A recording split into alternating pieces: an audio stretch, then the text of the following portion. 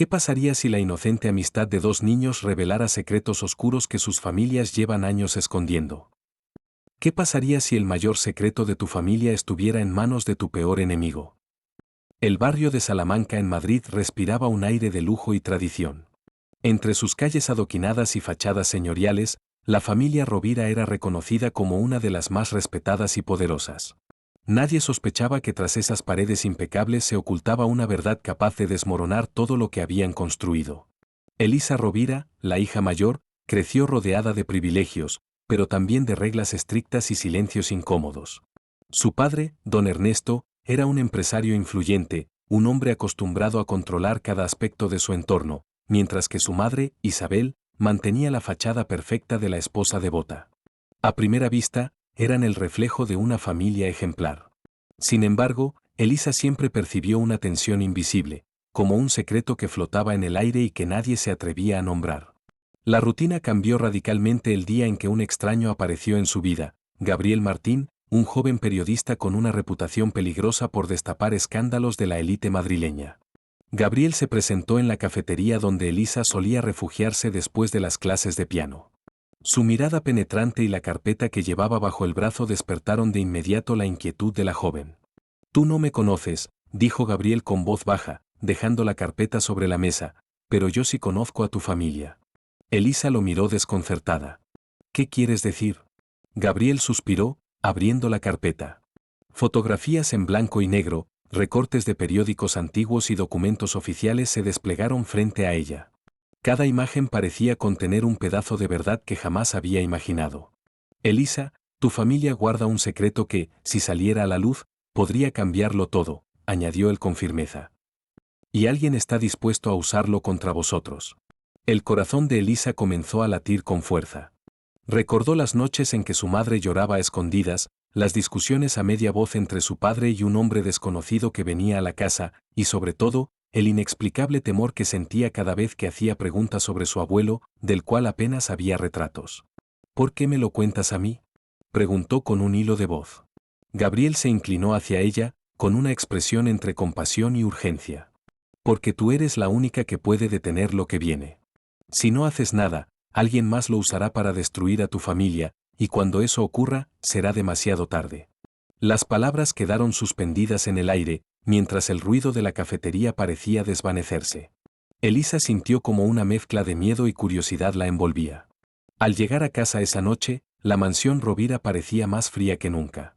Sus hermanos menores reían en la sala de juegos, pero Elisa solo podía pensar en la carpeta que había escondido bajo su abrigo. Subió a su habitación, encendió la lámpara de escritorio y volvió a abrir los documentos. Lo que descubrió la dejó sin aliento. Un informe médico fechado décadas atrás, a nombre de Héctor Rovira, su abuelo.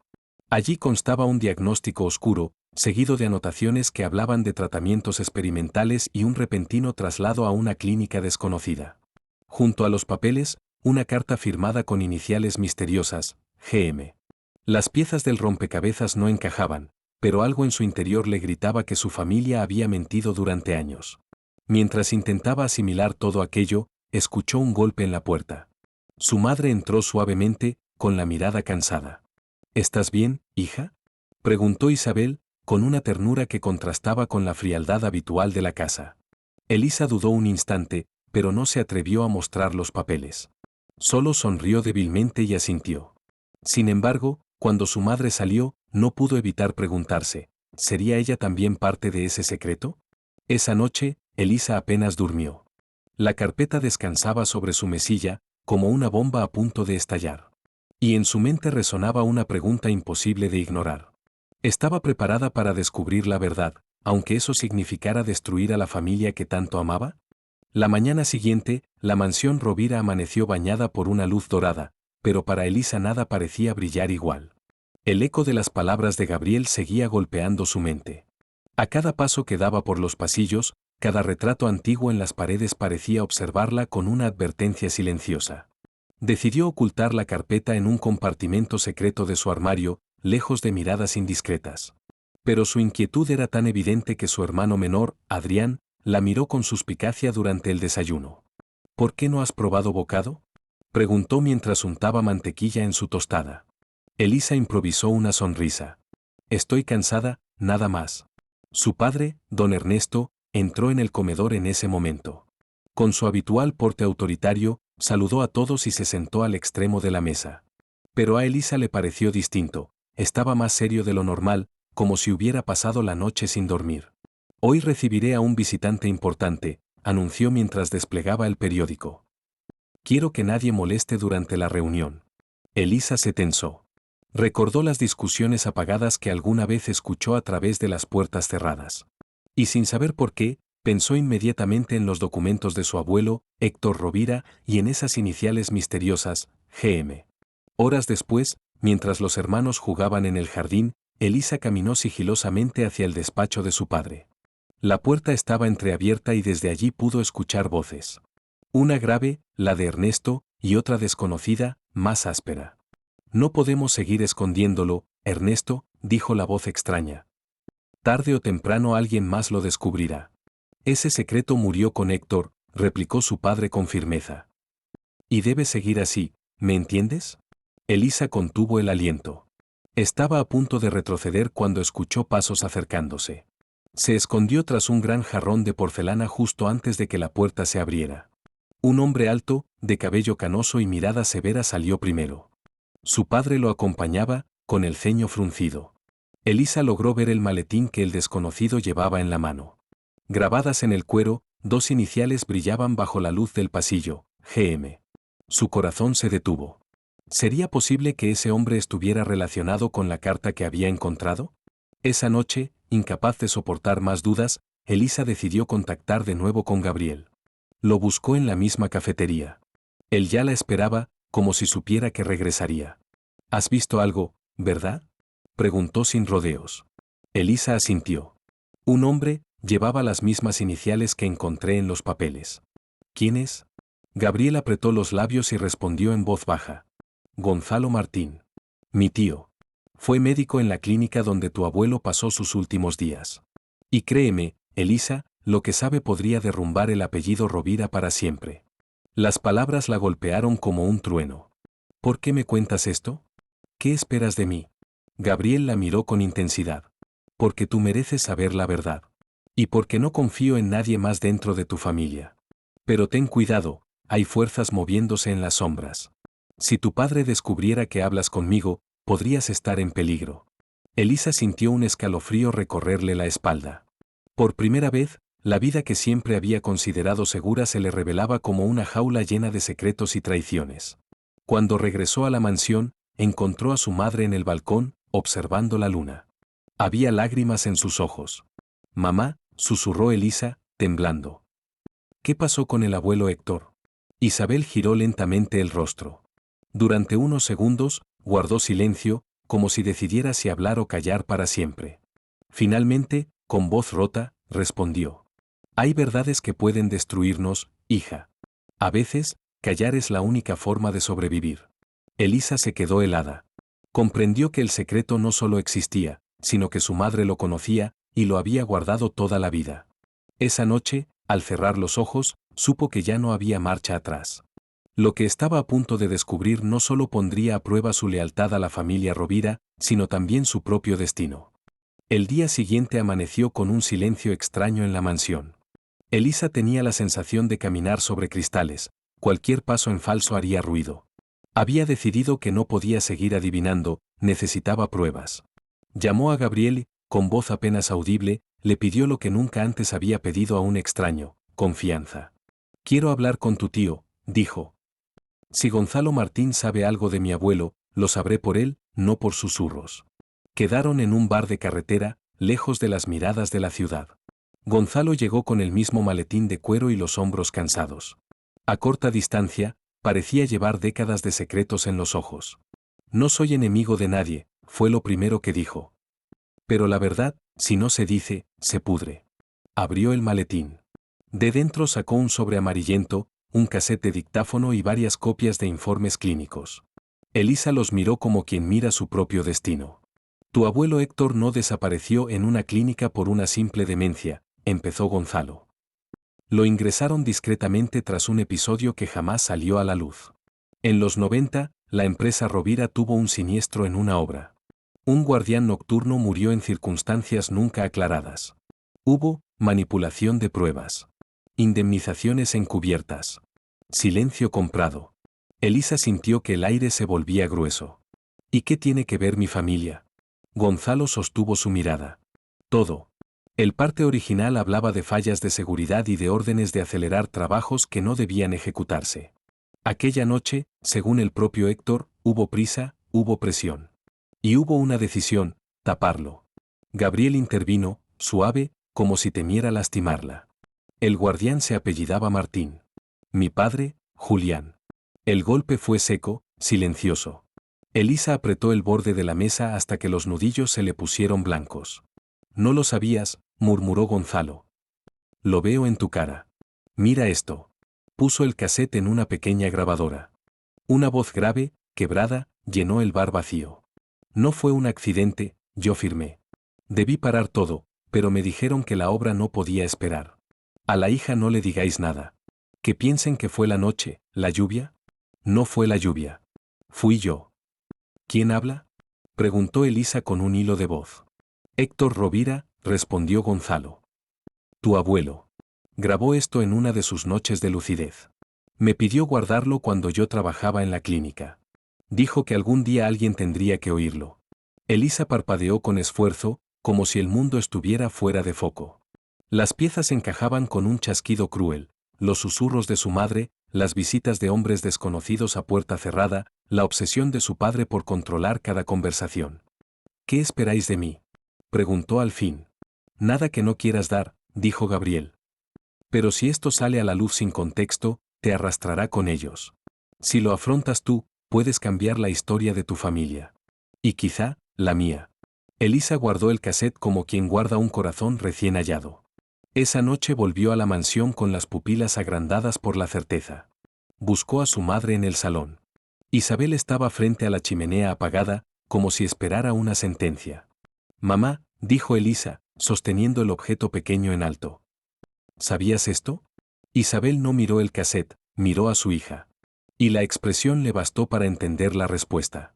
Sabía, lo suficiente para tener miedo, dijo, con la voz rota. Héctor se quebró a partir de esa obra.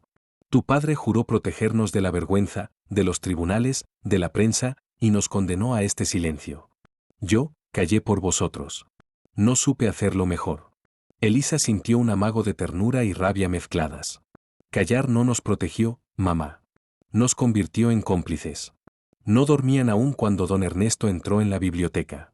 Los encontró juntas. Vio el cassette sobre la mesa. Y entendió. Dámelo, ordenó, sin alzar la voz. No, respondió Elisa, por primera vez con un no definitivo. He escuchado a abuelo.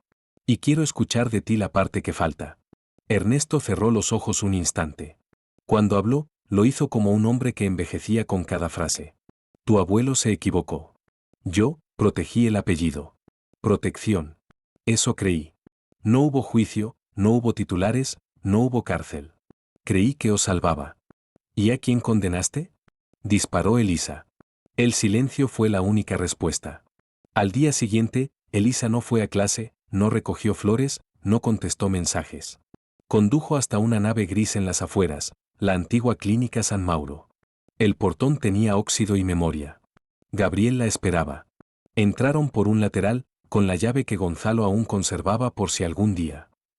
En archivos polvorientos, encontraron lo que buscaban: libros de contabilidad con aportaciones extraordinarias firmadas por E. Rovira, a nombre de una fundación fantasma, cartas con membrete de la constructora y recibís de gastos funerarios, y, entre papeles sueltos, una foto, un hombre joven con mono azul, sonrisa cansada y una niña de trenzas en los hombros. Detrás, a bolígrafo, Julián y Ana. Guardián nocturno. 1996.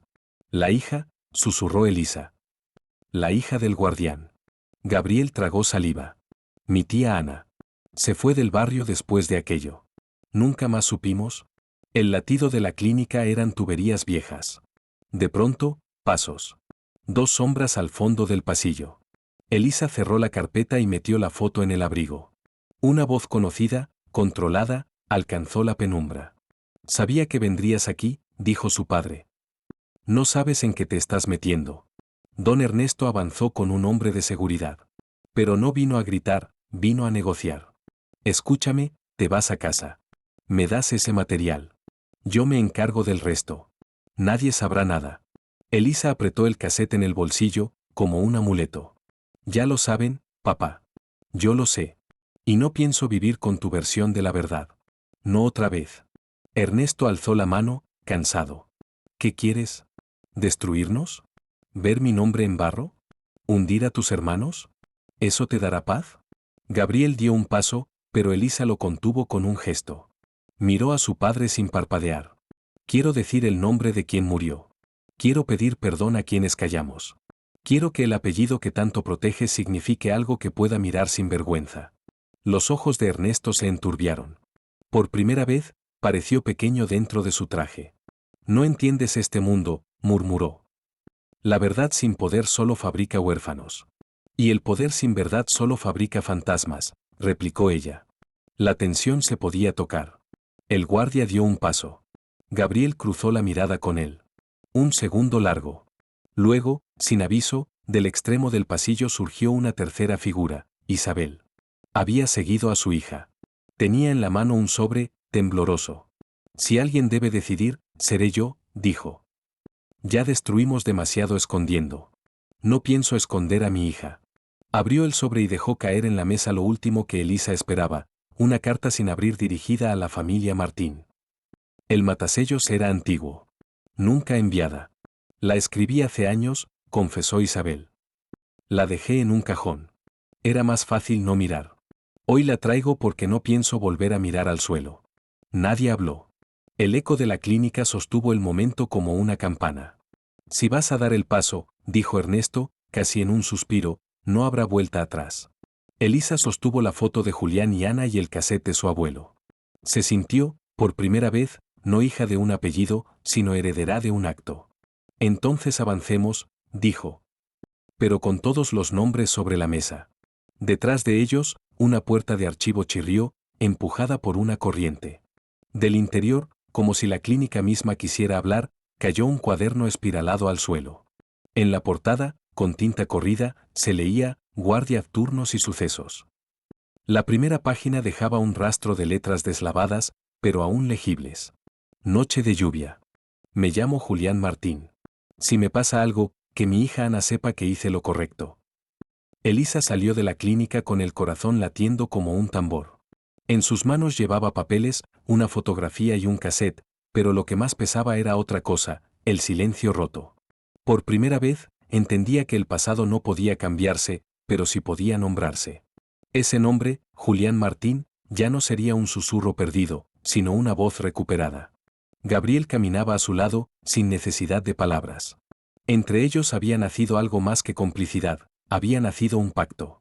Un pacto de memoria y de justicia. En la mansión, los espejos ya no devolvían la misma imagen. Ernesto, Isabel, incluso los hermanos menores de Elisa, tendrían que aprender a mirar la historia sin máscaras. La verdad no los destruiría, los obligaría a empezar de nuevo.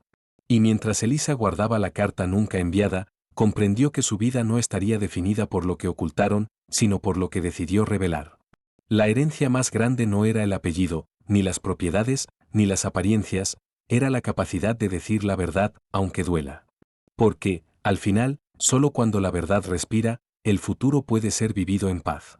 Mensaje al público, para cierre de vídeo. ¿Y tú? ¿Qué harías si descubrieras un secreto así en tu propia familia? Suscríbete para no perderte más historias que tocan el corazón y nos recuerdan que el silencio nunca es el final.